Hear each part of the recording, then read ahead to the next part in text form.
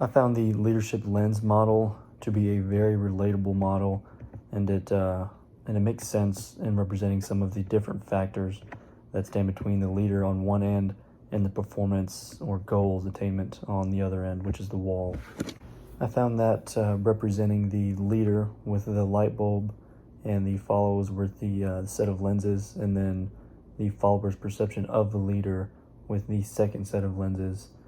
Found those three to be very useful when thinking about how a leader's actions and a follower's or the follower's cohesion and the follower's perception of the leader all work together to either amplify or reduce the amount of light that strikes the wall on the other side. As I thought about it more, I was trying to figure out how exactly a leader can increase their brightness. I thought that maybe it's through their relationships with the followers. It might even be their own personal development or education.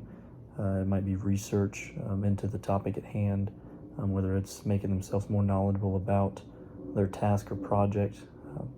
Those are some of the things that came to mind for me when I tried to think of how a leader can increase their brightness. I think that that leaders increasing their brightness, what makes most sense to me is their relationships with the followers. The stronger those relationships are, the greater their brightness is.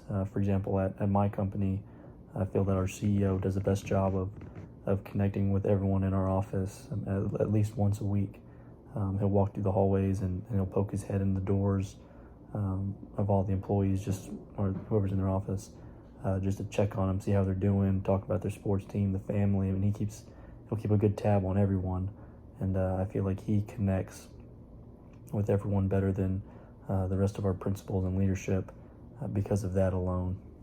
I struggled to understand the distance to the wall at first, but after thinking it through, I understood that the distance to the wall may be represented by the leader's intimacy with the entire process, from cradle to grave.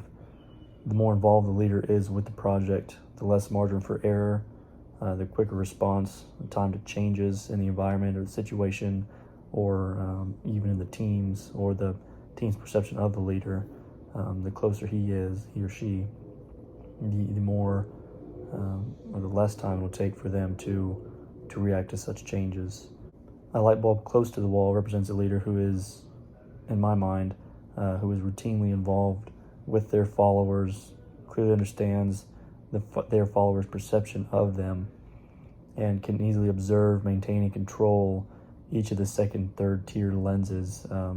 If one of the team members is not participating or is bringing the rest of the team down, it's the leader's responsibility to either meet with that individual or to figure out a game plan for how to get them back on track, or if push comes to shove, replace them.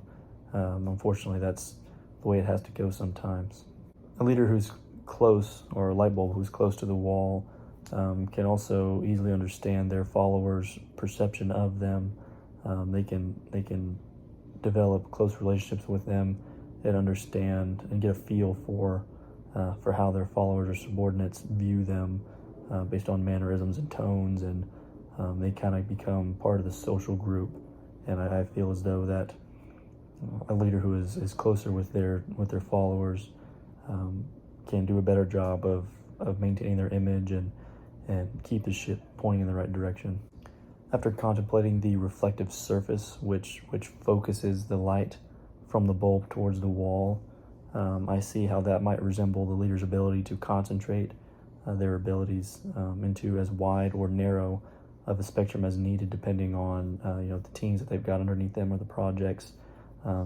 Also, projects have different stages, so at different times, if you've got 3 projects, project 1 might be in the middle phase where it's not very needy, whereas 1 and 2 might be starting and finishing, which will require a lot more time and effort from the leader's part. So it's, in my mind, it's on the leader, to figure out how much of their time and effort to allocate towards projects 1, 2, and 3.